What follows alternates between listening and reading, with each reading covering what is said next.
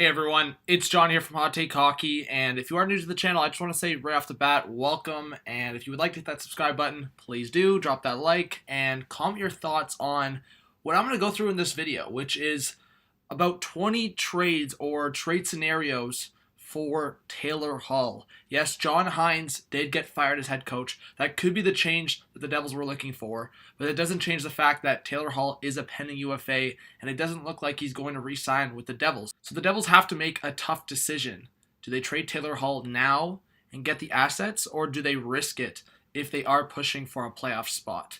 Again, things could change, and we could be talking about something totally different in a few months, but as of right now, Taylor Hall is still the leading trade candidate in today's NHL, and we have to talk about it. So I'm going to go through about 20 trades, and when I talk about trades, I'm not talking about specifics down to draft picks and maybe smaller prospects or smaller pieces. I'm just going to talk about the couple bigger pieces that could go back in a Taylor Hall trade. So when I talk about a couple pieces, it could be me just laying out a couple options for the Devils. So I don't really want people to take it too seriously in terms of like the actual package. The players I say will be, in my idea, the players that the Devils will be looking for, and that could be part of a bigger package or one of those players being part of a smaller package because of the value of those certain players. So thank you for clicking on this video, watching, and showing your support. Let's get right into the video. So let's start off hot right off the bat. The Montreal Canadiens. Yes, Claude Julien, as I make this video, maybe as you're watching this video, could have already moved on, but maybe they still need a bigger change, and Taylor Hall could be exactly that.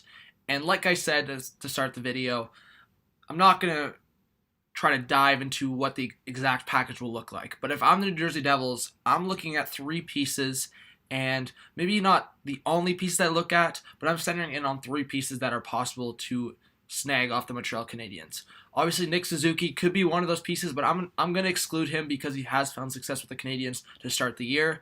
But the three pieces would be Ryan Poehling, Cale Fleury, and Caden Primo. So another defenseman I was looking at was Romanov, but I really don't think the Montreal Canadiens want to trade him. I think they got a higher stake in him. But for Cale Fleury, he doesn't have a huge role, and he does have some potential there. For Ryan Poehling, the potential is definitely there to become a top six forward, to become a one or two centerman on a mediocre team maybe. The potential is still there. Again, Poehling's been up and down through injuries, but we've seen sparks from him. We've seen little flashes of what Ryan Poehling can do.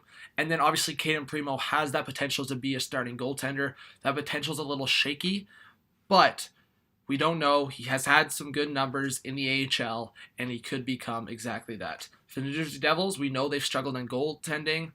Obviously, up front, they could still use guys down the middle, even with guys like Nico Hischier and Jack Hughes, and then obviously defenseman prospects. So I think at least two of those three names, if the Montreal Canadiens were serious about acquiring Taylor Hall, would have to be in the deal.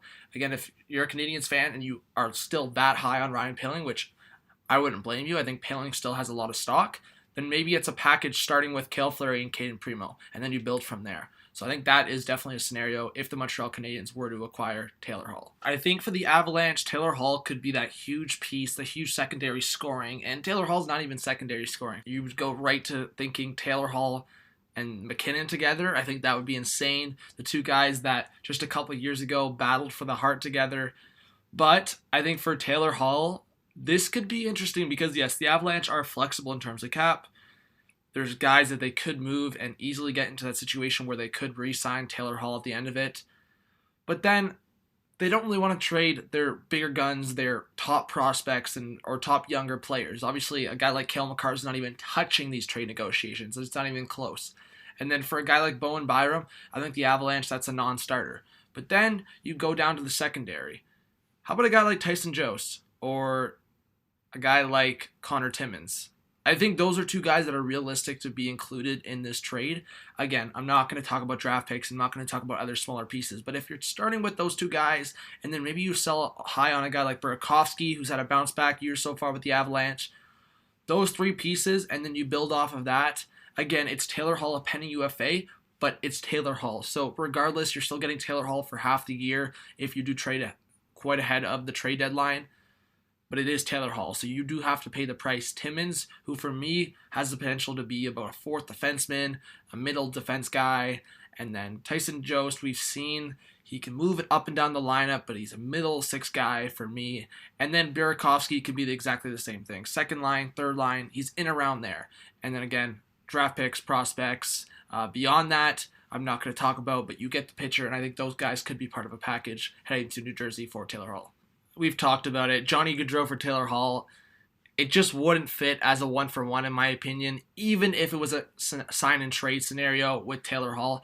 I just don't see a sign-and-trade scenario where it could work, because at the end of the day, Johnny Gaudreau still has 3 years at a $6.75 million cap hit. You're not going to get a sign-and-trade close to that with Taylor Hall. It's going to be 10+ million in my opinion, or at least 9+ million. So even if it's 9+ million, is that really worth it? Not necessarily for the Calgary Flames. Maybe if the package builds from that, if you're adding more to Taylor Hall, then maybe the Flames see the merit of trading Johnny Gaudreau back to close to where he's from, to the Devils, and if the Devils can add to Taylor Hall, then maybe the Flames will listen. I think another scenario, so adding another scenario to this with the Flames, could be a package of Sam Bennett, a younger defenseman, and build from that. And I'm talking about maybe a guy like Shillington. So it depends where the Flames see the value in Sam Bennett. I think that would be the wild card in this trade. Do the Devils see the value? Do the Flames see the value? If the Flames are hesitant in including him, then they look somewhere else. But I think Sam Bennett, getting a change of scenery, as well as a younger defenseman, I think if you start from there, and then maybe even be able to keep Taylor Hall beyond this year, I think the Flames could win big in that scenario. Okay, let's just get out of the way right now. I think the Edmonton Oilers, I think it is unlikely in a bigger sense, but it's possible. And it is possible that they could push back and make things right and reacquire Taylor Hall. Or maybe it's a free agency move. I really don't think Ken Holland wants to give up the farm to get a guy like this. And when I talk about farm, I'm talking about Broberg or Bouchard, or both, and that would be insane. I don't think that would happen, but maybe one of them would have to be included to get the job done. Is it Tyler Benson? Is it Kailer Yamamoto that's involved as well? And then you're talking about maybe a middle six guy, a roster player. But I do think overall that if a trade was to go down with the New Jersey Devils, that you would have to expect Puljujarvi to be involved. It makes sense. For the Devils, you're getting a guy that honestly could probably step in next year and thrive through a change of scenery, thrive through a different team. But then again, maybe they look for a different trade for Puljujarvi. Maybe the Devils just don't see the value in the risk. But I do think if the Edmonton Oilers are smart, they use his value and insert him into this deal. Okay, so this one's really unlikely, but I did talk about it last year, and more because I thought the Blackhawks would bounce back better this year, and they just haven't. It doesn't look like they're necessarily going to be a playoff team, but they could step up in the right scenario, and they could step up if they get a new addition. And I think Taylor Hall could be that addition. I just look at the Blackhawks, and they have the pieces, and they have guys they could send back in terms of cap. I look at Alex Nylander. They obviously acquired for Henry Jokiharju from the Buffalo Sabres. Nylander, maybe add in Brandon Saad in terms of the cap. The New Jersey Devils would then get a top six forward, and then maybe build off of that. Okay, so this one's pretty simple. I think if you're looking at the Devils, if they're trying to bounce back this year, but trying to also keep a pending UFA and get a different scenario where you're not stressing about Taylor Hall, and maybe you get a guy that would be willing to re-sign with the team, would be Mike Hoffman with the Florida Panthers. I do think the Panthers are fine with keeping Hoffman. That's not what I'm saying. Again, I love talking about hot takes, but if we're talking about Taylor Hall, he's obviously the better player.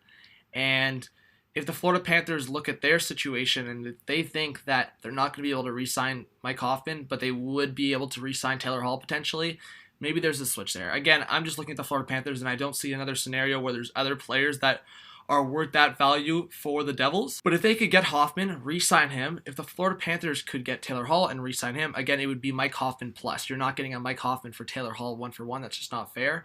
But Hoffman plus, they both get to re-sign the other player. I think that is worth the while for both teams. So now on to the Islanders. We know Lou Lamoriello's always busy. The guys that I'm looking at is Anthony Beauvillier, maybe Nick Leddy. He's been kind of on the outside in some points for the Islanders, but then he's getting playoff time again, and then he'll be good, and then he's rough again. So he's an inconsistent player. He has been for a while, but he has the potential to be a top 3 defenseman on a team. Maybe he's a good veteran for the Devils to look at, as well as Beauvillier. And I'm more saying this to match the cap, as well as then maybe a younger player. If I'm Lou Lamoriello, a guy like Wahlstrom, a guy like Noah Dobson, that's a non-starter in these deals. I can't see them giving up those two guys, but maybe it's a project like Hosang. So I don't know. Again, I'm not going to talk about draft picks included here.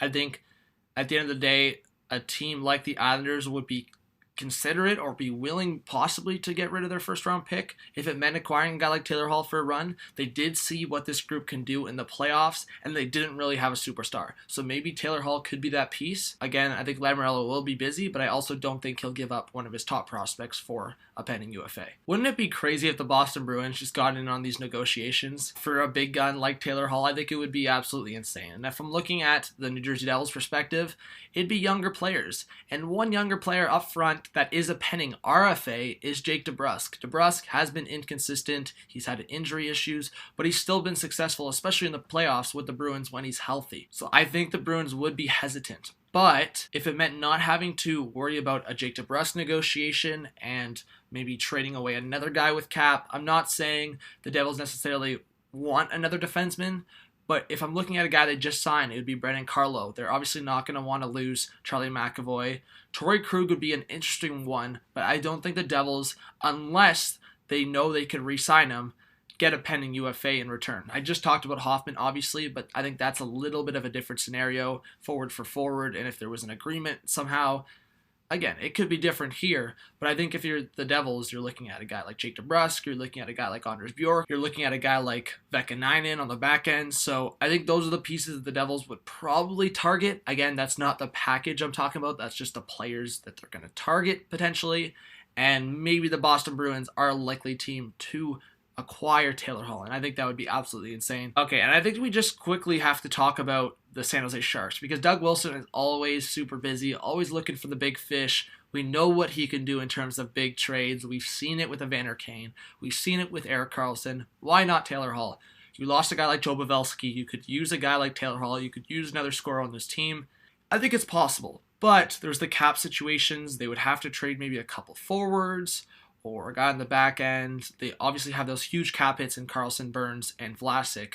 That's something to worry here. But Taylor Hall is a pending UFA, and you want to give the Sharks the best opportunity to win, especially considering it's probably the last years for Patrick Marleau and Joe Thornton. Who would the Devils target? Well, if we're talking about a project, not in the sense of skill, because I think the skill is there, but he's had trouble getting coached. He's had trouble with attitude. Ryan Merkley. Merkley, for me, when he was drafted to the NHL, he was projected easily as a top four defenseman, maybe even higher.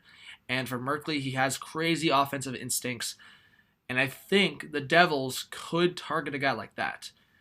Maybe he's in a system with younger guys, and maybe that helps him, and maybe he develops with the Devils organization. I think another guy the Devils could target would be a guy like Shemolevsky. So Shemolevsky, Merkley, maybe that's where you start, or maybe that one of those pieces are involved. Again, I don't really know the forward group of who would be involved in terms of the San Jose Sharks, because you have your top heavy cap hits, and then after that, it's a lot smaller cap hits and guys like Melker Karlsson and Barclay Goodrow, guys like that, and I don't know if they provide a lot of value in a trade like this. I think they would provide a lot more value for the Sharks to be in their bottom six versus a trade piece. So this is a huge hot take, very unlikely. I'm going to talk about a couple unlikely teams here, but just because we're hot take hockey here, we're going to talk about it, the Tampa Bay Lightning. So the Lightning, if they were to acquire a guy like Taylor Hall with their struggles, I think that would push them back onto the top of the league. So I think if you're talking about Taylor Hall, cap hits have to go back. I think it's 2 of 3, or at least 1 of 3 of guys like Killorn,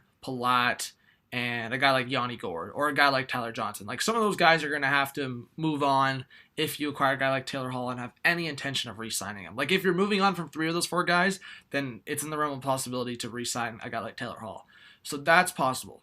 But, again, I have to say it is unlikely because, like the Lightning, like the Leafs, I'm going to talk about them in a second, it's unlikely in terms of cap. I'm not just going to be on this video and talk about something that's so unlikely, but I also want to look at the Lightning more because I think they have the prospects, they have the value to get it done. I'm talking about a guy like Taylor Radish, or a guy like Cal Foote, or a younger piece and already in their lineup, and a guy like Matthew Joseph. They have the pieces, they have kind of those attractive trade chips for a team like the Devils who are trying to grow with a younger roster.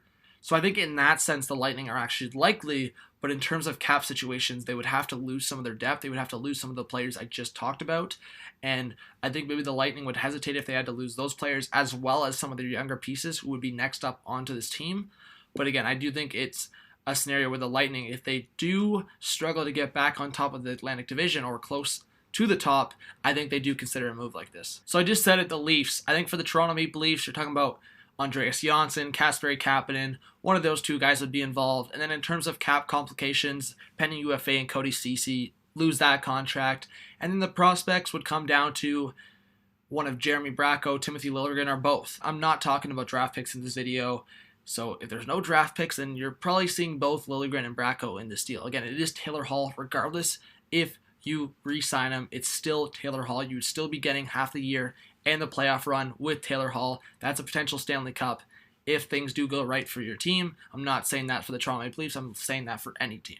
So losing a guy like Jeremy Bracco, who has top 6 potential in my opinion, Timothy Liljegren, who for me still has top 4 potential, again, lower top 4 potential, but there's still the wild card for that to grow, and then Andreas Johnsson or Kapanen, who for me could jump in right into the top 6 for the Devils, or at least top 9. So I think there is a possibility there, less likely, probably on these 20 trade scenarios or 20 teams I talk about, definitely less likely, but I thought I would bring it up. All right, so 2 more unlikely ones for me, I think, are the Pittsburgh Penguins and the St. Louis Blues. I think the Blues already have their complications. I think if you look at Pietrangelo, that is going to be a big talking point. They have, as the Devils have the top forward pending UFA, the St. Louis Blues have the top pending UFA defenseman. So I think for the St. Louis Blues, would they include one of their top defensemen in the trade back? Again, if it meant re-signing Taylor Hall, would you include a guy like Parayko? I think that would be absolutely insane. I don't think the Blues would even consider that. Pietrangelo, if it meant the Devils getting a guy, like, I don't think that just goes down. If we're being on a more of a realistic sense, just in terms of the younger players that would be included, I think it's Bach, I think it's maybe Klim Kostin. I think those guys you'd be looking at potentially going back to the Devils. I don't know. I think the Blues are unlikely. I think the Penguins are unlikely because I just look at their pieces and it's like there's a drop down. And in terms of depth, there's not a whole lot of attractiveness there. Yes, they have a couple prospects and a guy like Samuel Poulin. Like a guy like that, maybe, there is the possibility, maybe, or maybe Galchenyuk, but he's a pending UFA. I don't think that makes a lot of sense. With Rutherford, he really doesn't like acquiring pending UFAs, so I think that's already unlikely in that sense. And then for a team like the St. Louis Blues, I mean, they won the Stanley Cup. Obviously, they would love to be back-to-back champs, but they would have to give up a big piece in this deal because I just don't see how it fits.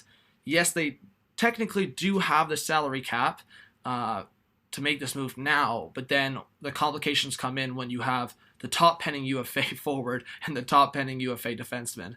That would be insane. I just don't think that's realistic to go down. All right, so 6 more. I think the Buffalo Sabres, not because I think the Sabres would be concerned about re-signing a guy like that, but if they gave up attractive pieces, maybe they could even include a bad contract like a Pozo. I think that is very unlikely, but I'm going to say a big but here. If they do make a very attractive offer, I'm talking about a young stud forward up front, and then maybe a defenseman. Rasmus Ristolainen is there. I think if you're talking about Brandon Montour, you'll have to re-sign him. Ristolainen still has term left. So that's the perspective to look at. But I do think the Buffalo Sabres are an option there. They're not going to trade a guy like Olofsson. I mean, Middlestat maybe, but he's done better so far this year. So again, we'll see. I think if you're talking about a roster player up front, I think the likely one that could potentially be involved would be Sam Reinhart.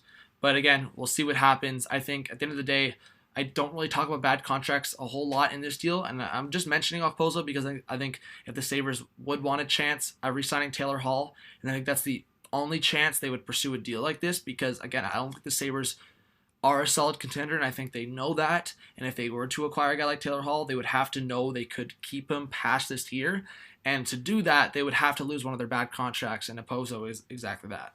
Another one there, Flyers. I think there is prospects there. Vorobiev, Rubstov, You're not including younger players like Frost or Farabee. That's just not in the plans. But a guy like Strome maybe even, or would you trade Radcliffe in here? I think in terms of contracts and in terms of what's happened with the Flyers this year, Gostisbehere and JVR have struggled quite a bit. And for Gostisbehere, maybe that's an opportunity to get a new start with the Devils, or a guy like JVR. I mean, you're from the area, Philly and New Jersey. Maybe that's still a scenario that could work for JVR. Again, that $7 million cap hit. He's on the second half of 30. We'll see what happens, but I do think that there's maybe potential there if the Flyers could have a potential of re-signing Taylor Hall. But I think that is an unlikely scenario to happen. I think they could take a shot, and if JVR is struggling or if Gostisbehere is struggling, maybe they could move on from one of those guys. All right, I don't think this one's going down, but the Nashville Predators, I think if they acquired Taylor Hall, that forward group, there's no excuse to go into the playoffs. Maybe Granlund needs a fresh start. It looked like he got the fresh start, but he's had more success with the Wild. He hasn't looked good with the Preds. And then it would have to be a prospect included. Again, I'm not saying the exact package, but if I'm looking at the Devils' perspective, it's a guy like Tomasino or Eli Tolvanen, who we've heard of in trade rumors in the past. So we'll see. I think the Preds are an option. There's many options here for the Devils. At the end of the day, it's Taylor Hall, right? So when we talk about Taylor Hall, more than half the teams are going to call and at least inquire about this guy. So that's kind of where I'm going with 20 trade scenarios here. And not the exact packages, but which teams and players that could be involved. And then we're on our final three. More hot takes, I think, in my opinion. The Capitals, Stars, Hurricanes. I think the Stars made enough additions up front. I don't think they want to lose their younger players, but Jake Ottinger is an interesting one for me because he's a really good goalie prospect for the Stars. And if you're looking at the fit for the Devils need a starting goaltender for the future, and they don't know what they have yet in Blackwood, if he's going to be consistent or not. At the end of the day, it just doesn't look like he's going to be that star. So Ottinger could be that, and that's kind of why I'm talking about the Stars here. And then another different goalie situation would be the best pending UFA goalie, and that's Braden Holtby. Again, I've talked to some Capitals fans, and they'd be maybe considering if they could get something back for Braden Holtby to trust Samsonov going into the playoffs, but that's a huge risk. I think maybe it's younger players going back, but again, a huge hot take. And then the Carolina Hurricanes, they love bringing in guys, calling him a jerk, and seeing how successful he can be. I think a prospect would be a guy like Jake Bean. There's younger players there as well, but imagine Taylor Hall in a top six, including Teravainen, Aho, Svechnikov. Like, that would just make the Hurricanes even more ridiculous. If Mrazek can stay consistent, that defense as well, I think they're going to be another contender coming up. So that's it for this video. Hopefully you enjoyed. A little bit of a longer one, but go through those trade scenarios. Again, it's not exactly what the trade would look like. I think overall, I'll get back to your comments, but I think for people that are going to get confused with this, just don't look too much into it, because I think just evaluate in terms of the players I mentioned, the players I talked about, the teams I talked about, and I made it clear in this video. The teams that I thought were more realistic, I paid more attention to, and the teams that I thought were unlikely, I made it very known that I thought those teams were unlikely to acquire Taylor Hall. So we'll see what happens. I think it's a fun conversation. I had some fun with this. A little seriousness as well in terms of which players I think the Devils could target. So thank you. Please do subscribe if you are new to the channel. Drop a like. It does mean a lot. It's free. It helps the channel. It gets the video more on YouTube. And like I said, comment your thoughts. This is John from RPO Hockey. I hope you all have a good one. I'll see you all soon. Peace out.